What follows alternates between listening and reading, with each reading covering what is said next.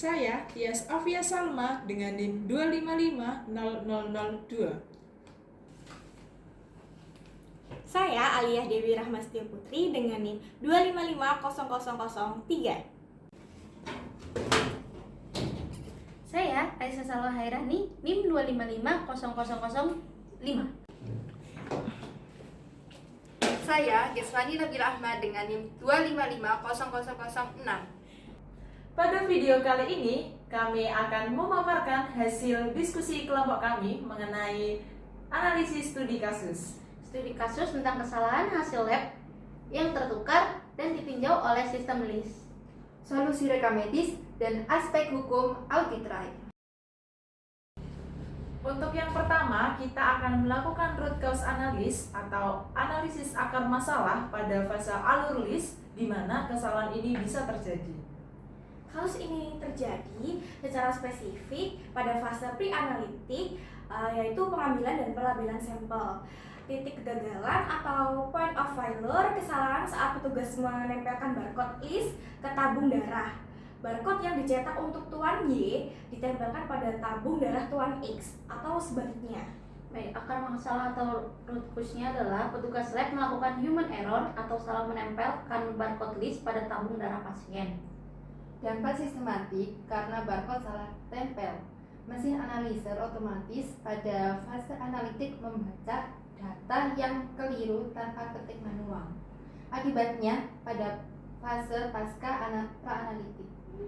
Untuk yang kemudian, yaitu validasi hasil laboratorium yang tertukar dimasukkan ke dalam rekam medis elektronik yang memicu dokter memberikan suntikan yang membuat kesalahan fatal, yaitu suntikan insulin dosis tinggi, sehingga menyebabkan tuan X itu mengalami shock hipoglikemia.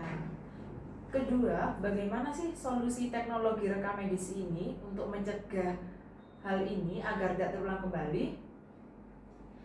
Sistem ini tidak boleh hanya dilihat sebagai software atau input data, melainkan sebagai patient safety dan efisiensi manajemen.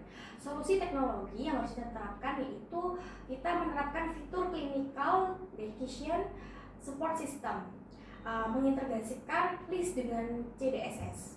Oke, menurut saya jika dokter hendak menyuntikkan insulin dosis tinggi, CDSS akan mendeteksi riwayat penyakit pasien melalui NME. Jika ditemukan ketidaksesuaian antara sistem dan riwayat penyakit pasien, maka CDSS akan otomatis terkunci dan langsung menampilkan pop-up peringatan. Menurut saya, untuk menyelesaikan solusi tersebut itu teknologi barcode dua arah dan biometrik. Dengan cara sebelum menempelkan barcode, petugas itu wajib melakukan verifikasi ganda dengan menggunakan scanner. Oke, scanner itu merupakan alat yang berguna untuk mencocokkan ID barcode secara langsung dengan identitas fisik di tangan pasien dan bukan hanya sekedar melihat nama pasiennya saja.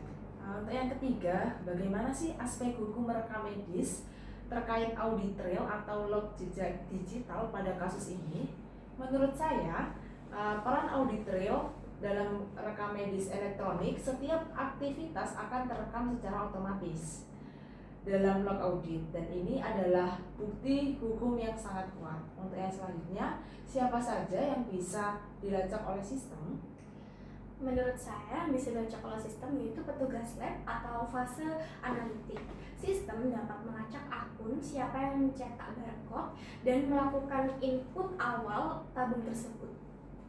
Menurut saya dokter patologi. Kenapa dokter patologi? Karena sistem mencatat siapa dokter yang melakukan validasi hasil lab sebelum dikirim ke bangsal.